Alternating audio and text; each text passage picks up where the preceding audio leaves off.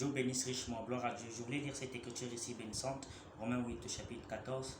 Car tous ceux qui sont conduits par l'Esprit de Dieu sont fils de Dieu.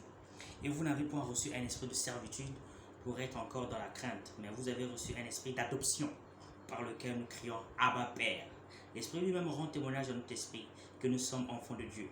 Or, si nous sommes enfants, nous sommes aussi héritiers, héritiers de Dieu et que-héritiers de Christ. Si toutefois nous souffrons avec lui, afin d'être glorifiés avec lui.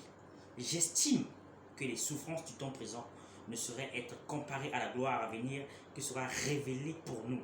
Aussi, la création attend-elle avec un ardent désir la révélation des fils de Dieu. Donc Dieu vous bénisse encore une fois de plus. C'est vraiment glorieux parce que nous vivons dans un temps solennel. Solennel, frères et sœurs, très solennel. Mais comment éviter le châtiment à venir? Comment éviter le fléau à venir? Parce qu'il a été donné l'ordre au cavalier d'un crier de marquer du sceau ceux qui sont prédestinés. Et après, il viendra la destruction de la terre. Les quatre vents, les anges qui retiennent les quatre vents de la terre. La tribulation ou la destruction de la terre. Mais par quel chemin devons-nous passer? Au temps de Noé, il y a eu un prophète.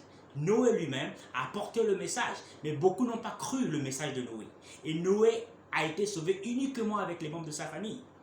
Mais nous, avec un corps de compassion, de fils de Dieu comme de filles de Dieu, nous ne voulons pas que nous-mêmes nous soyons sauvés. Nous voulons aussi que les nôtres soient sauvés. Donc nous devons suivre ce chemin ensemble. Si nous connaissons le chemin de la vie éternelle, nous voulons partager ce que nous avons reçu. Parce que nous ne sommes pas des égoïsmes. Mais où est le chemin de la vie éternelle? Ce n'est que de recevoir le Seigneur Jésus-Christ lui-même. Et de recevoir aussi ses envoyés, ses prophètes, pour arriver à l'adoption.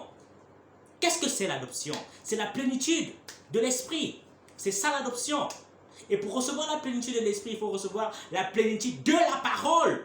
Comment recevoir la plénitude de la parole si vous recevez par le prophète de Dieu? Que Dieu a envoyé dans ce cas-ci. Élie de Malachie 4, Apocalypse 10, 7, Luc 17, 30. Vous voulez l'adoption? Recevez ce qu'est un ministère qui a apporté un message de perfection d'adoption. Et je crois que l'esprit va nous oindre pour avancer dans cette image. Que Dieu vous bénisse.